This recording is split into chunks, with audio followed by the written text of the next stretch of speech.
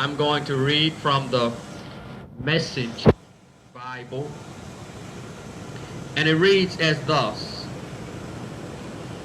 You bragged that you could tear down the temple and then rebuild it in 3 days.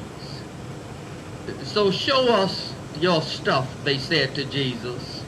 Save yourself. If you're really God's son, then come down from the cross. And I want to use as a thought this morning simply 2 words. I just want to ask a question. What if?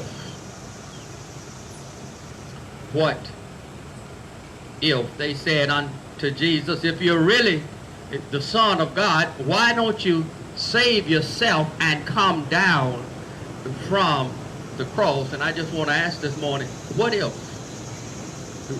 What if Jesus, have you ever thought about that? What if Jesus had really come down from the cross?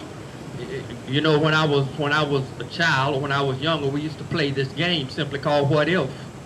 It's a mental game where people would play in their mind, where you simply consider possibilities of outcomes of different scenarios. What if? You know, I know some of you have even played this game when you think about someone that you were dating back in those high school days, and you see them now 30, 40, 50 years later, and you say to yourself, what if? You know, especially if they all fine and everything, got a good job.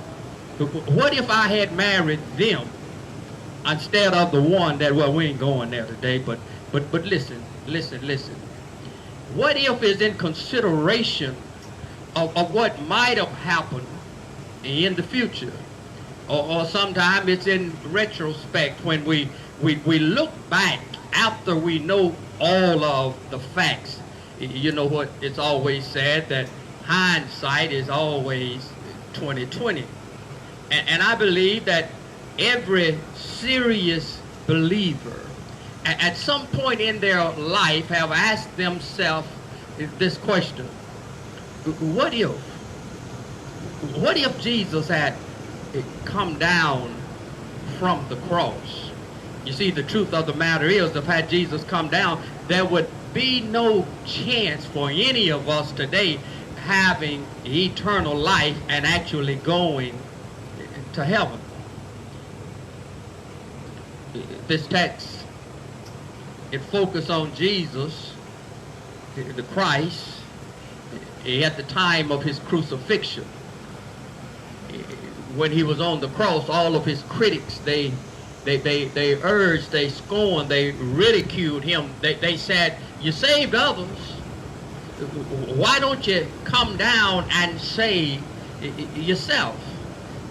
But you know what? Jesus simply ignored them, because he said from the beginning of his ministry, I must be about my Father's business.